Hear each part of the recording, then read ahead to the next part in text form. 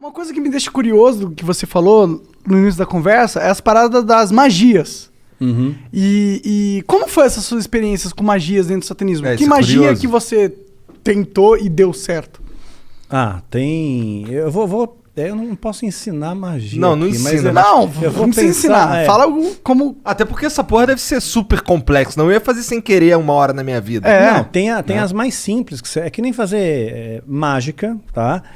Mágica e magia, né? No começo você aprende a fazer um truque simples, de repente você está fazendo a pessoa levitar. Matar né? mesmo, os outros levitam. Eu duvido. Não levita. Tá. No truque, no ilusionismo. truque, tá. No ilusionismo, entendi. fazendo uma analogia Tá bom, aqui. tá bom. Então, no começo você aprende um troço truque de besta. carta, uma Aham. coisa de carta. Aí de repente você está fazendo alguém levitar. Né? Entendi. Então você Tipo, cresceu. não dá ali, pra tu você ficar invisível. Não dá pra ficar invisível. Mas tem alguma isso aí- coisa sobrenatural realmente que você chegou a testemunhar? Ou algum ritual ou magia que promete algo que dizem que funciona, algo assim? Sim. Muitas vezes eu lançava feitiço contra líderes religiosos, né? Porque eu não ia com a cara deles. Não ia com a cara deles, eu considerava eles meus inimigos, né? Na minha cabeça, né? Eu já estava doutrinado ali. Então, acalhava da pessoa, de repente, eu lançava um feitiço, a pessoa ficava doente muito doente mesmo. Né? E a Bíblia diz que tem doenças que são causadas pelo diabo. Né? Então Jesus às vezes ele expulsava um demônio de uma pessoa, né? E aquele demônio estava causando uma doença naquela pessoa. Só que nem toda doença é do diabo, obviamente.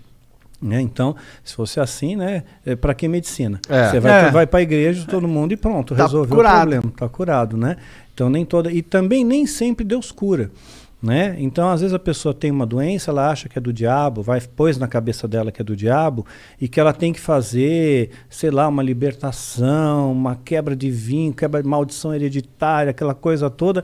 E não é uma doença natural e Deus não vai curar ela. Não vai, por mais fé que ela tenha, Deus não vai curar. Tem alguns caras na Bíblia mesmo que morreram de doença, né? Eliseu. Aquele cara... Eliseu, quem mais? Morreu da doença que ele tinha. Eliseu ele recebeu a porção dobrada de Elias, que era o profeta, que era o cara, que era o top das galáxias, né? Que fez o sol parar. Né, pois é. Então, Caralho, tá manjando, hein? Sua mãe contou muitas coisas. pois é. Então, você vê quanta coisa que tem. Eu espero que tenha sido Elias mesmo, não tenha falado merda. Então, Eliseu morreu da doença que ele tinha. O próprio Timóteo, Paulo escreve para Timóteo, olha, mistura um pouco de vinho na água aí, porque a água era muito alcalina, né? Por causa do teu estômago e das tuas múltiplas enfermidades. Então ele era um menino podre, ele tinha um monte de doença, né? E não foi curado. Um lenço de Paulo curava o enfermo, mas Paulo não pôde curar Timóteo, que ele considerava um filho, né? A Bíblia também fala de Trófimo, né? Paulo também fala, olha, deixei Trófimo doente lá em Mileto. Quer dizer, não curou Trófimo. Quer dizer, o cara já tem o nome de Trófimo. Imagina o bullying na escola. Né? E ainda continuou doente. Não adiantou Se fosse nada. atrófimo, o cara ia ser o magrinho da galera. De atrofia, desculpa. Tentei. Só vamos lá, Daniel. Só continua aí falando. Desculpa aí, Mas é. foi mal, cancela o Monark. Baixo assinado, tira o Monark. Doenças causava doença, podia, às vezes causava um acidente, poderia ser uma coincidência. Mas não tem tá? nenhuma, claro, é exatamente esse o ponto. Não Poderia tem nada ser aqui uma- assim que, tipo, Mas é que acontece realiza que magia e acontecia- você vê sobrenaturalidade instantânea na sua frente, olhos nus. Bom, olhos nus eu vi a presença de um demônio se materializando na minha frente, e eu estava sóbrio. Né? Duvido. Como é que é um demônio? Pois é, a ideia que nós temos de demônio, né, é chifre, escamas, né, Rabinho. rabo, Fogo né, saindo pelos exato, orifícios. né, o diabo todo vermelhão, né, saindo da sauna, assim. Que erótico. Pois é, né? Yeah. Então, mas não, né, é um ser que parece... que aparecia para mim, o Abraxas, que apareceu para mim algumas vezes, ele tinha um formato semelhante, tá? Semelhante. Não consigo descrever isso aí em poucas palavras. Você tem filho, você deve ter assistido Como Treinar o Seu Dragão. Aham. Sabe o Banguela? Aham. Então, mais ou menos parecido É um com o dragãozão. Banguela. Parecido com o Banguela. Mas tinha um olhar assim, né? O olhar que pegava era um olhar muito profundo, era como se não tivesse olhos, era como se fosse um buraco. Né? Fosse um buraco que te hipnotizava aquilo ali, né? Porra, e você tu não sentia ficou com uma... cagaço quando tu viu pela primeira vez, não? Não, eu fiquei orgulhoso porque ele atendeu meu pedido. né? Porque eu invoquei, eu Cara, fiz a tu invocação. chamou o cara, meu? Eu fiz a invocação, né? E ele veio. Então, quer dizer, eu me senti muito orgulhoso, Dá muito pra tu fazer prestigiado. invocação e ele não vir? Porque ele não tá afim? Poderia Pelo jeito. acontecer. Poderia Como que é uma acontecer. invocação de um demônio? Não precisa dar detalhe, mas tipo... É complexa. Tem bastante detalhe. Bastante detalhe. E Quer dizer, muitos ritualzinho materiais, vai? Muitos materiais. Materiais raros? Alguns raros. Entendi. Alguns raros. Então é um ritualzinho de pelo menos aí umas 3 horas, 4 horas. De né? ritual rolando, não é de preparação. Não, de ritual rolando para ter invocação em si. Entendi, caralho. E aí ele se materializa, tipo, ele só aparece? Ele falou alguma coisa com você? Tipo, dá pra encostar nele? Dá para encostar, são criaturas frias, geladas. Frio, completamente frio. E o que ele Mas falava? você vê, anjo se materializou na Bíblia. Anjo se materializou. Comeu. Né? Anjos comeram na Bíblia, então estavam bem materializados. Né? Então, se os demônios são anjos caídos, eles também podem se materializar, só que em circunstâncias ritualísticas. Por exemplo, um demônio não pode se materializar aqui. Né? Um anjo poderia, Deus poderia permitir que um anjo viesse aqui, mas um demônio não. Só dentro de um sistema ritual, tem que ter um ritual para ele vir. Tem que ser tudo bem preparado. Porque eles estão aprisionados, de certa forma? Estão aprisionados, sim, eles são limitados. Né? Eles não podem fazer o que eles querem também da Veneta. Né? Eles têm as suas fronteiras de ação. Por exemplo, eles não podem tocar num cristão verdadeiro. Né? Verdadeiro não pode, a não ser que Deus permita, no caso de Jó. Né? Então Satanás pediu para tocar, tocou e Jó não blasfemou contra Deus. Jó foi um cara que se fudeu pra cacete, né? Muito, se lascou pra caramba. Ficou doente, tudo, né? Ficou doente, perdeu dinheiro, família, tudo. Morreu todo mundo, ele ficou sozinho. E mesmo raspava assim, as pereba com telha, exato, né? com telha, exatamente. E no final Deus recompensa ele, né? E ele, no final, Jó chega a dizer, antes eu conhecia Deus de ouvir falar, agora eu vejo com os meus olhos, né? Então... Amaldiçoa teu Deus e morre. Exato, é isso mesmo. Os amigos de Jó, né, que vinham lá, largavam o pau que estava em cima dele. Então, às vezes Deus permite que essas coisas aconteçam. Então, teve gente que já falou para mim, falou, Daniel, perdeu teu filho, perdeu tua esposa, isso aí foi rechaçado pelo satanismo. Eu não vejo dessa maneira. Rechaçado em que sentido? O satanismo está me atacando com Entendi, feitiço, com magia e causou esses efeitos, né? Mas eu não vejo assim. Não? Não, de forma alguma. Eu vejo assim como coisas que Deus permite, que as pessoas morrem no mundo.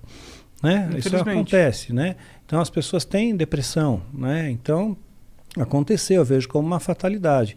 E mesmo se fosse no caso como Jó, né? Vamos supor que o demônio tivesse pedido permissão para Deus, olha, deixa eu tocar lá no Daniel, né? Porque vamos ver se realmente ele segura a onda, vamos ver se ele é cristão de verdade, vamos ver se ele não vai se rebelar contra Deus, né? Depois se eu tirar dele o que ele tem de mais precioso, né? Que era o meu filho, né? Principalmente, né? Então tirou. Aí eu nunca me rebelei, nunca questionei a Deus, nunca briguei com Deus, né? Eu sempre costumo fazer a oração que Jesus nos ensinou como modelo do Pai Nosso, né? E dentro dessa oração está escrito, olha, Pai, seja feita a tua vontade, assim na terra como no céu. Né? E essa é a minha oração, seja feita a sua vontade, não é a minha, é a tua. Se a tua vontade é essa, que a minha esposa partisse naquele dia 30 de maio, pronto, é 30 de maio, é o dia que Deus escolheu. Né? Então eu descanso nele, ok? E tudo tem que ter um propósito, porque eu escapei da morte 2 vezes.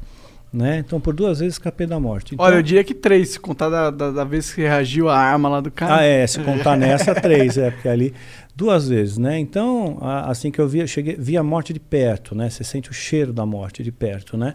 E então, quer dizer, se eu não fui, é porque tem algum propósito aqui ainda, tem alguma coisa ainda para fazer aqui. E quando terminar esse propósito, aí Deus me leva. Era alguma coisa ligada a esse assunto de satanismo e tal, que tu quase morreu, ou não tinha nada a ver? Não. Teve uma das ocasiões, por exemplo, foi no ano passado, né? Foi dia 30 de novembro do ano passado, ia entrar dezembro foi o mês que meu filho partiu, né, dia 22 de dezembro, então eu estava muito angustiado com aquele negócio, poxa, vai entrar dezembro, mais um Natal, mais um final de ano, aí eu tomei um monte de comprimido para dormir, eu só queria dormir, eu não quis matar, né, o interesse não era morrer, só que eu acabei aspirando e tive uma pneumonia aspirativa e entrei em coma profundo, né. Caralho! Pois é, fiquei 22 horas em coma profundo, entubado, acordei entubado no hospital. Caralho! Assim. Então ali tu foi dormir na tua cama e acordou entubado. Acordei entubado. né? E é muito horrível, né? Você acordar com um tubo na boca. Deve ser, cara. Deve ser assustador em primeiro lugar. Indescritível, indescritível. Porque até o momento eu acho que você tava só dormindo. Pois é, eu tava dormindo de boa, quando você acorda, tubo na boca, né? Um ambiente diferente, onde eu tô, quem sou eu, né? Que doideira. É. Mas, tá. Pra que tu chamou o Abraxas, cara? Então, eu queria testar o ritual de invocação.